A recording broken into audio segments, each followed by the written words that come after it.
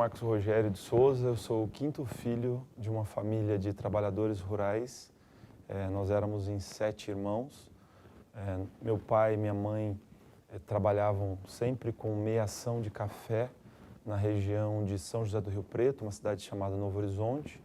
E eu nasci numa fazenda, literalmente o meu nascimento se deu na fazenda, e toda a minha primeira infância até os 9 anos se deu na fazenda Santa Maria. Nossa escola ficava a uns 4 quilômetros da fazenda.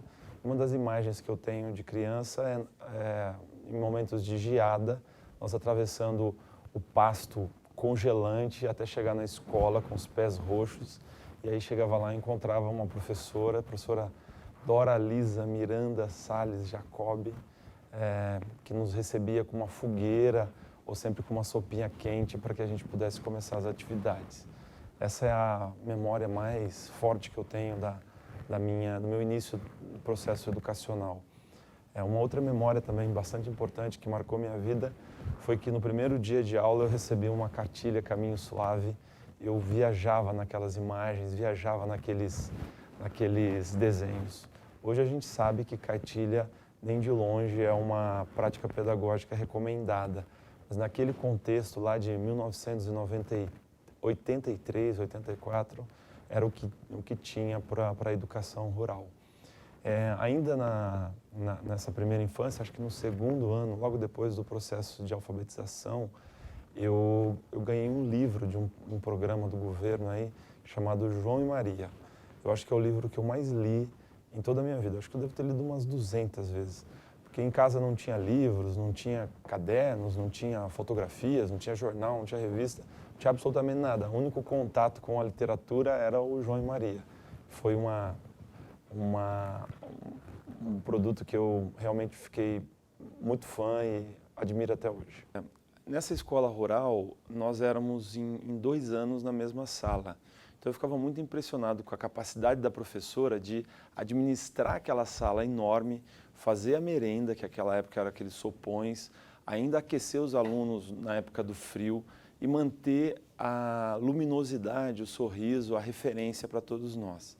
Eu fiquei muito triste quando, com 9 anos, meus pais se mudaram para uma outra fazenda na região de Araraquara, em busca de melhores oportunidades. E morando na fazenda, nós passamos a estudar na cidade. E foi um choque para mim. Eu me lembro que no primeiro dia de aula, eu e minha irmã mais nova, Simone, a penúltima, Simone, a perua nos deixou em frente à escola e os dois ficamos lá fora, um com a mão dada com o outro, todo mundo entrou e aí veio o faxineiro dizendo: "O que vocês estão fazendo aí?" E a gente disse: "A gente veio estudar." E aí ele nos levou até a diretora, nos levou até a nossa sala de aula. Foi um período marcante também, estudando em Araraquara. A vida de quem mora na roça, na fazenda, quando vai para a cidade, é muito chocante.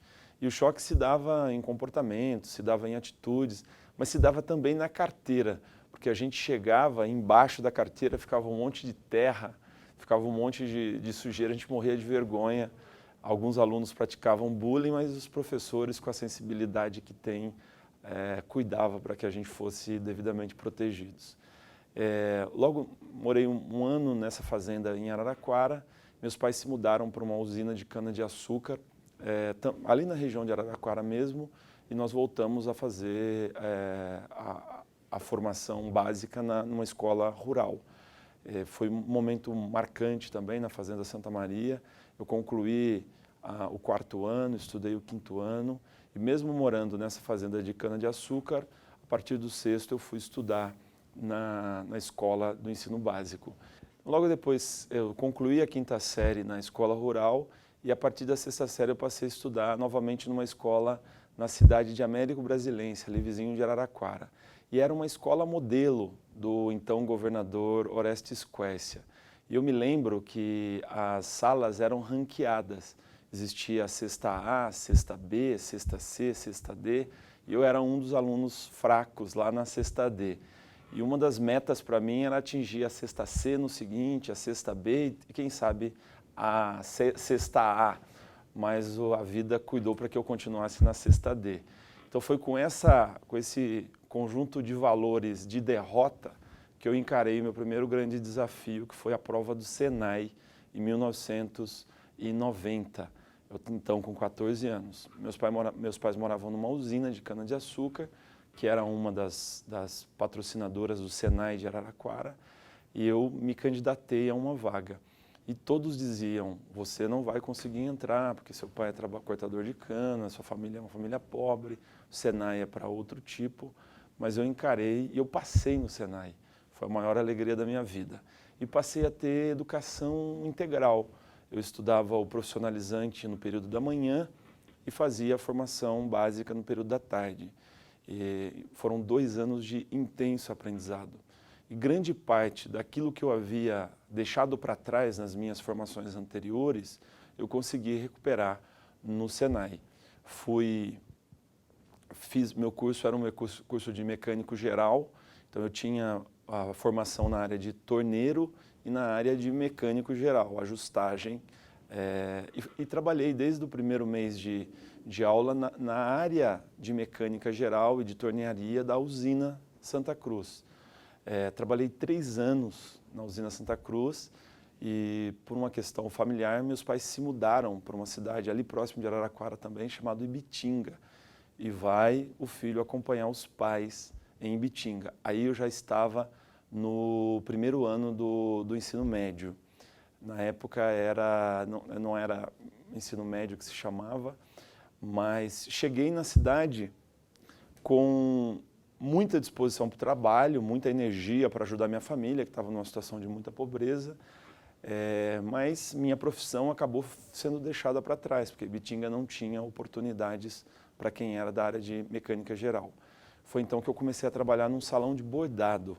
Trabalhava na limpeza inicialmente, limpando banheiro, limpando o chão da fábrica, mas logo eu fui ascendendo internamente e passei por todas as etapas do processo de construção de bordado. Então trabalhei no corte, na embalagem, trabalhei como bordador, como costureiro, como galoneiro, trabalhei no overlock e gostava do que fazia, assim, abraçava com paixão. E ao mesmo tempo passei a estudar técnico no período da noite, já no segundo ano do ensino médio, fazendo administração de empresas. Olha que doideira essa formação. Começa na roça, vai para a cidade, vai para o Senai, e agora fazia técnico em administração de empresa.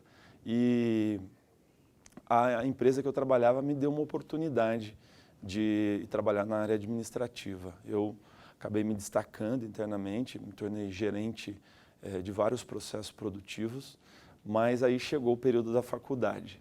Eu ficava muito em dúvida se eu queria ser professor, se eu queria ser padre. As questões que mais me pegavam eram essas. Mas minha família, olhando para trás, ela disse que desde o começo eu tinha uma vocação para defender as pessoas, sobretudo os meus irmãos que praticavam artes e cometiam problemas lá em casa. Eu estava lá com uma fala de contemporização, de proteção deles.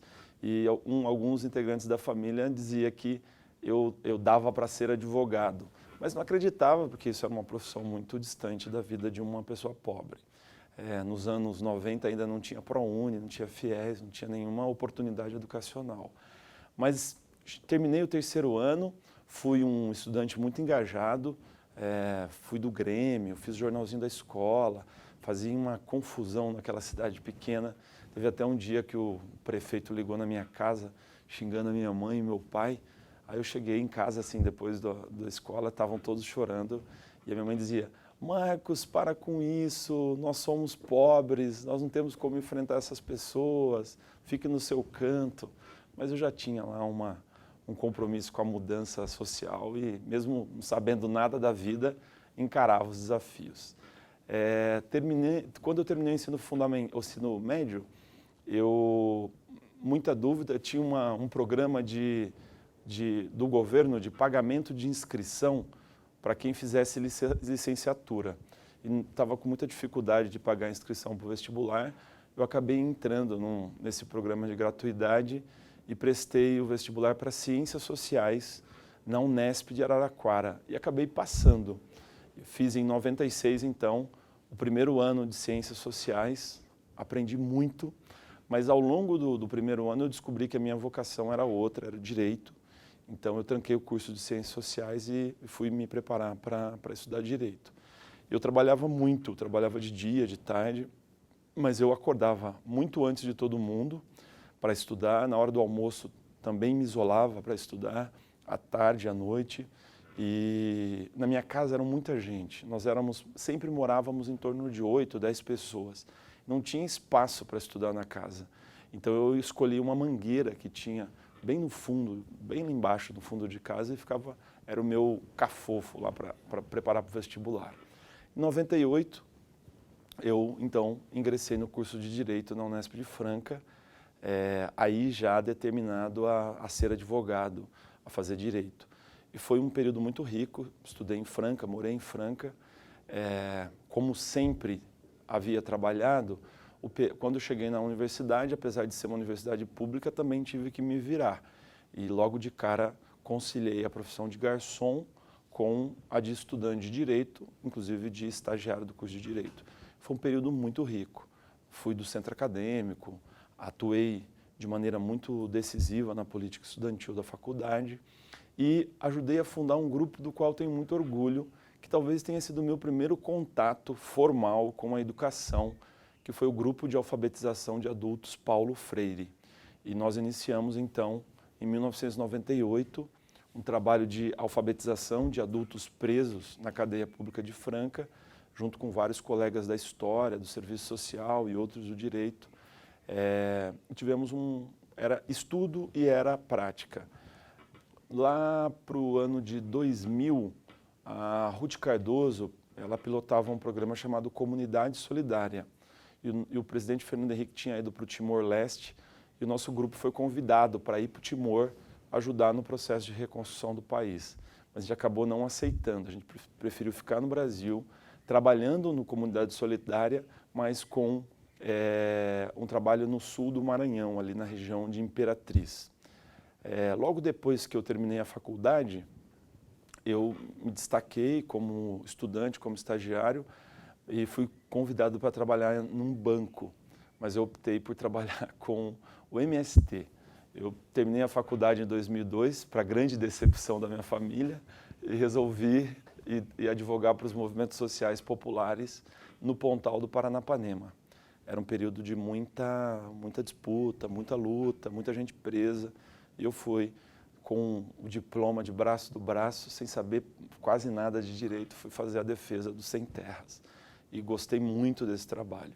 Mas em 2004 houve uma oportunidade de ir para Brasília trabalhar como assessor parlamentar e eu então ingressei como funcionário do Ministério do Desenvolvimento Agrário, trabalhando na assessoria da Câmara dos Deputados. E acabei ficando de 2004 até janeiro de 2015 em Brasília. Fiquei algum tempo na Câmara, mas de 2008 a 2015 me especializei em assessoria jurídica para parlamentares do PT, na liderança do PT no Senado, e tive uma trajetória, então, como assessor técnico na liderança do PT. Durante todo esse trajeto,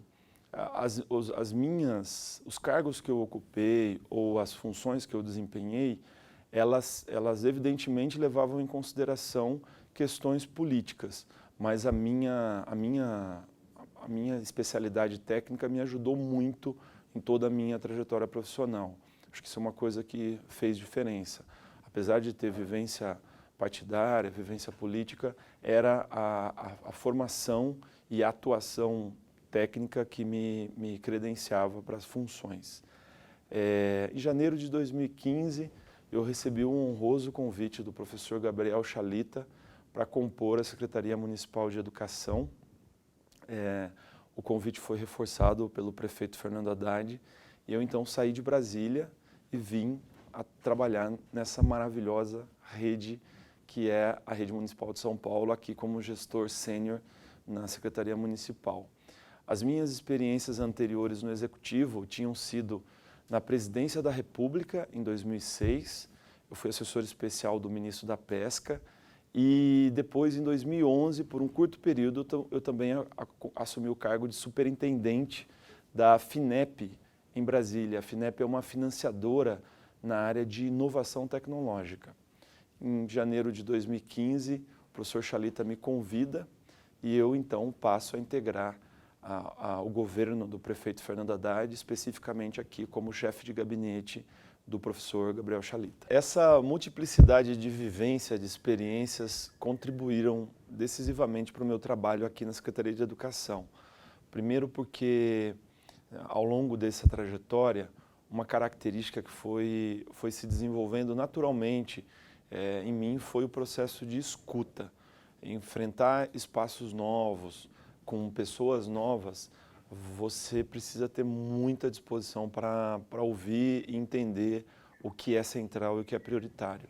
Quando o professor Chalita assume a Secretaria de Educação, junto com a professora Emília Cipriano, também uma mulher extraordinária, nós realmente nos voltamos para dentro da Secretaria, para as DREs, para as escolas, para entender quais eram os problemas reais que afligiam a todos. E nós temos muitos problemas que todos sabem, são desafios para este governo e será para o próximo, e será para o próximo, e será para o próximo. E o grande desafio é a da elevação das aprendizagens, da melhoria da qualidade social da educação. Mas aqui na cidade de São Paulo tem outros desafios que se agregam a esse, que é o acesso.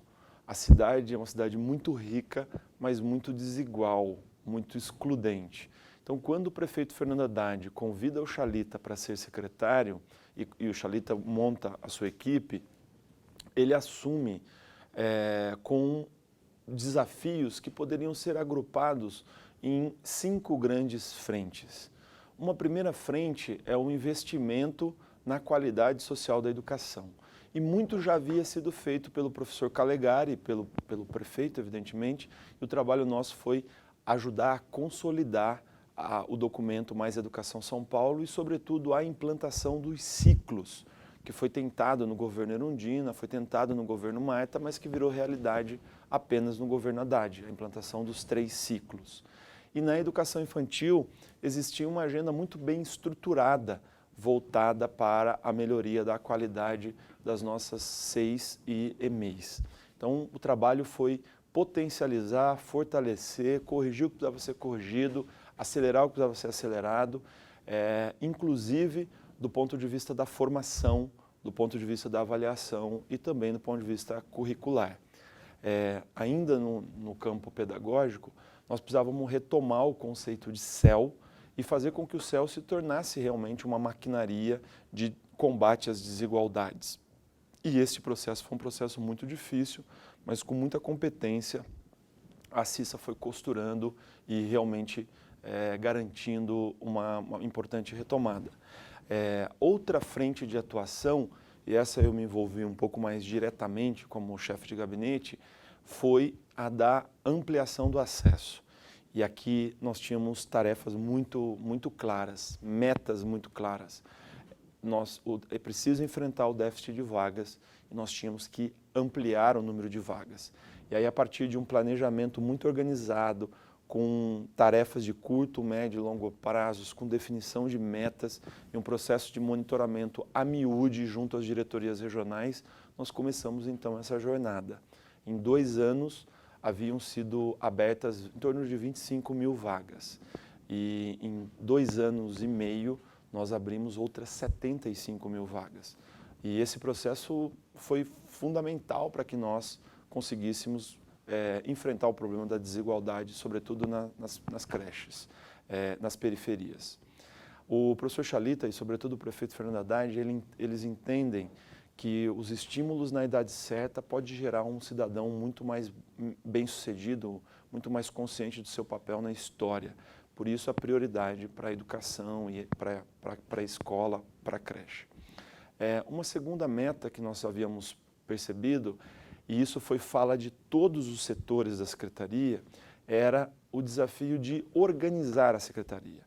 organizar do ponto de vista orçamentário, organizar do ponto de vista administrativo e preparar a secretaria para que ela pudesse realmente atender melhor às escolas, que é o seu papel fim. E esse não é um trabalho fácil, tampouco um trabalho que se resolve em 6 meses, 1 ano ou 2 anos. Mas nós realmente resolvemos encarar. Então, ao longo de janeiro, eu entrei aqui no dia 20 de janeiro, nos 10 dias de janeiro eu pedi para as equipes trazerem tudo aquilo que havia sido produzido de diagnóstico sobre a Secretaria de Educação. Então resgatamos estudos de 98, 99, um outro de 2004 e um estudo que tinha acabado de ser realizado pela FGV. E eu fiz um processo de imersão. Eu me lembro que eu voltei para Brasília para pegar umas roupas, passar um final de semana lá. Eu acabei estudando umas 40 horas, assim, parava, dormia, voltava a estudar para entender um pouco essa dinâmica. E quando eu voltei, eu realmente achei que era o caso de convocar as áreas para um diálogo franco e aberto sobre as tarefas. E neste processo de mobilização e de convite, para ser mais preciso, não é convocação, todo mundo foi muito sincero, mas existia uma ponta de descrença de que nós conseguiríamos. Era 3º ano, turma que está chegando, não tem muita noção do que está acontecendo, mas então, aí eu resolvi, falei com o professor Chalita e ele topou. E como viabilizar isso?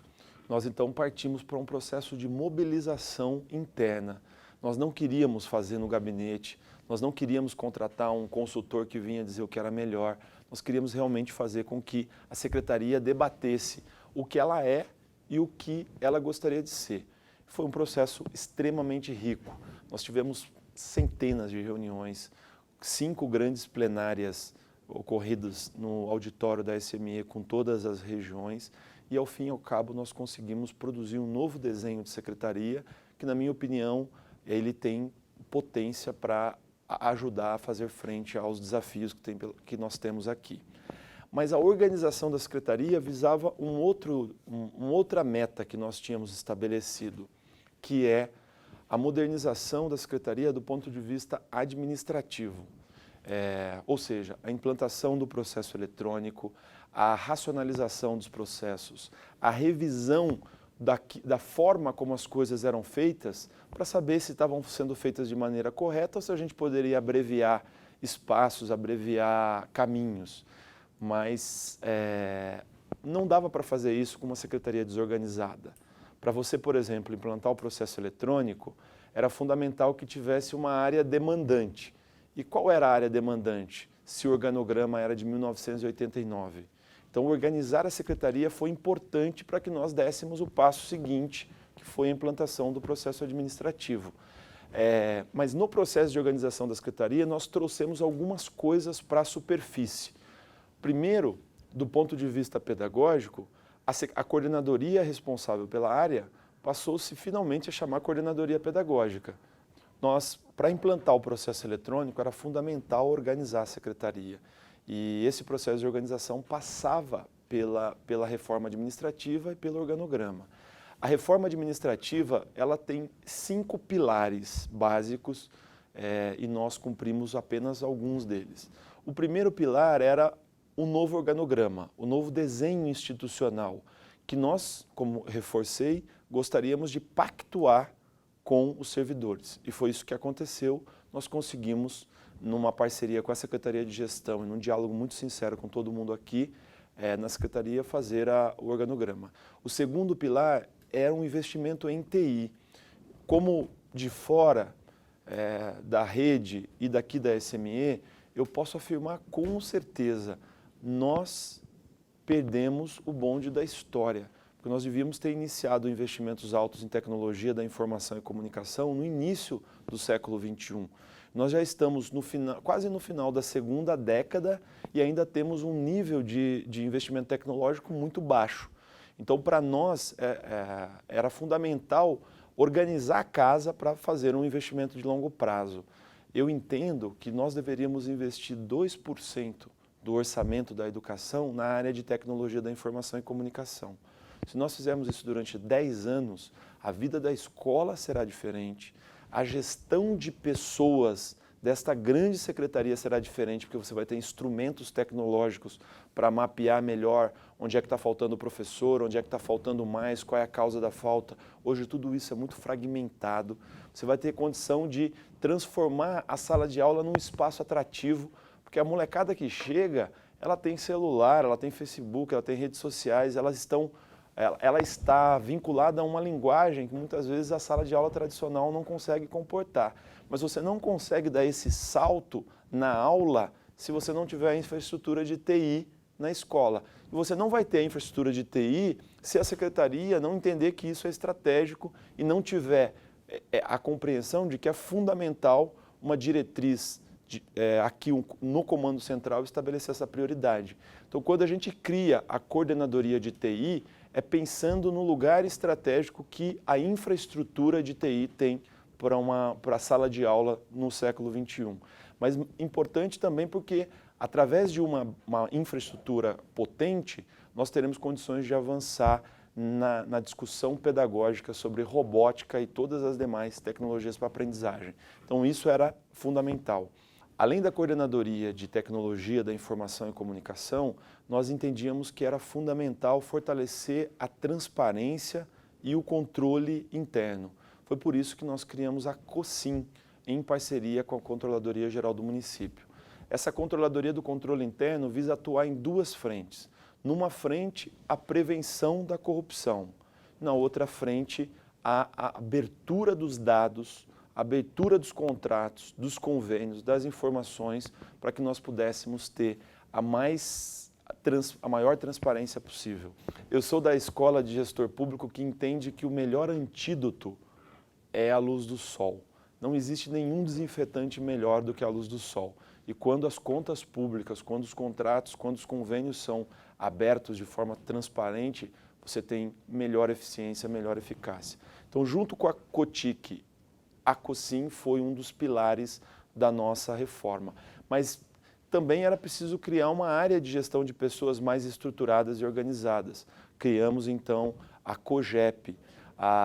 O interessante na reforma é que, além de criar as 9 coordenadorias, nós organizamos as coordenadorias, porque o modelo anterior tinha umas que eram um pouquinho mais organizadas, tinha outras que não eram tão organizadas. Estou falando organizada do ponto de vista formal, porque do ponto de vista real, os trabalhadores e servidores da Secretaria mantinham um trabalho muito bem feito, muito sério, sempre foi muito dedicado. Agora, a organização formal era importante para racionalizar e fortalecer esse trabalho que já vinha realizado. Então, estabelecemos como meta organizar no nível da coordenadoria e no nível das divisões.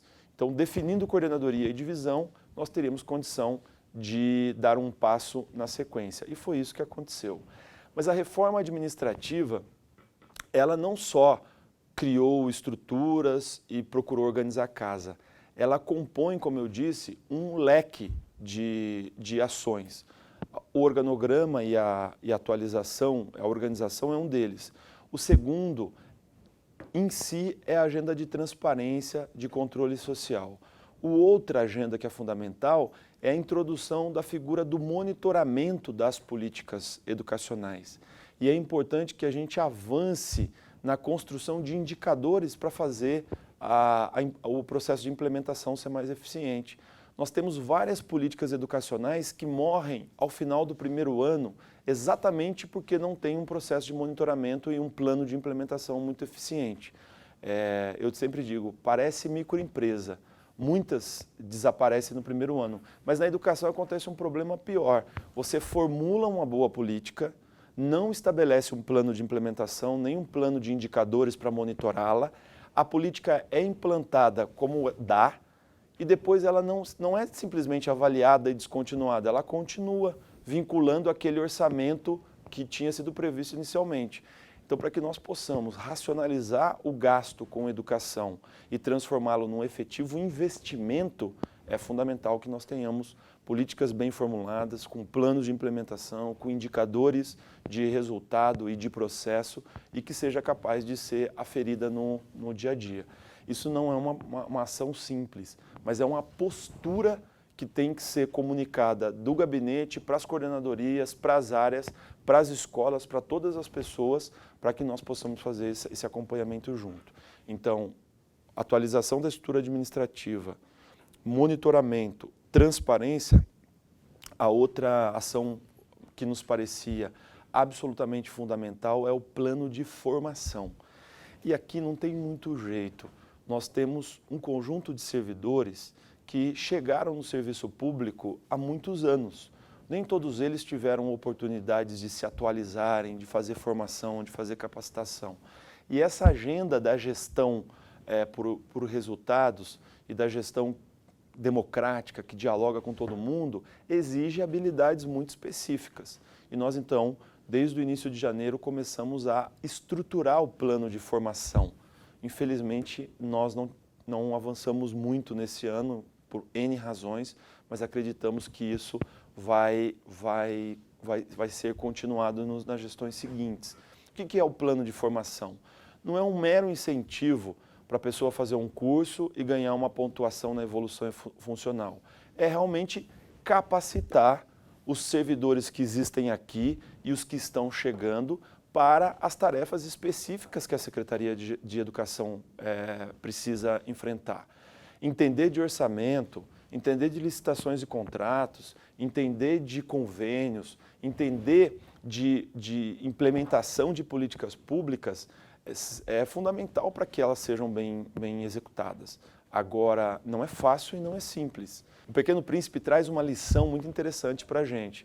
O menino visita um planeta, tem um rei, e o rei é muito vaidoso, muito cheio de si, mas ele tem uma preocupação muito grande, não dar ordens que não sejam razoáveis, porque sabem que essas ordens não serão cumpridas. A mesma coisa do gestor. Se eu exijo uma gestão por resultados, se eu exijo uma boa gestão orçamentária e financeira, o cumprimento das leis de convênios 8666 e outras, eu preciso dar condições para que as pessoas possam atender a essa diretriz, a esse comando. Por isso que o plano de capacitação é tão importante. É fundamental que a gente atraia servidores novos, gestores sobretudo, mas é fundamental também que a gente pactue um plano de capacitação que seja capaz de fazer frente aos desafios que a nossa secretaria tem pela frente. E junto então com o plano de formação vem a agenda do diálogo e da participação e da construção democrática. É fundamental para que nós erremos menos, que nós sejamos capazes de ouvir e de dialogar.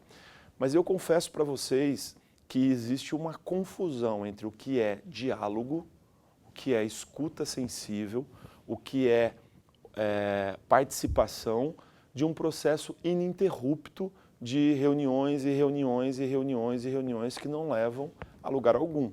Quando a gente se propõe a ser gestor, nós temos que entregar, nós precisamos de resultados, nós precisamos de